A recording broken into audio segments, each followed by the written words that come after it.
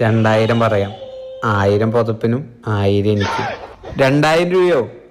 അമ്മയുടെ 3000 രൂപ വാങ്ങാം. 2000 രൂപ പുതപ്പിനും 1000 രൂപ എനിക്കും. അത് മതി.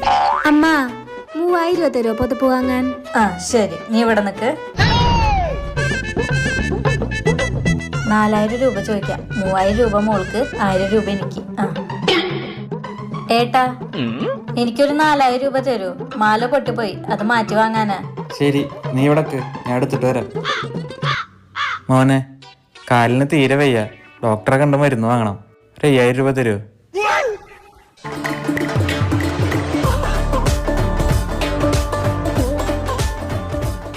ഇതാ 4000 ഉണ്ട്.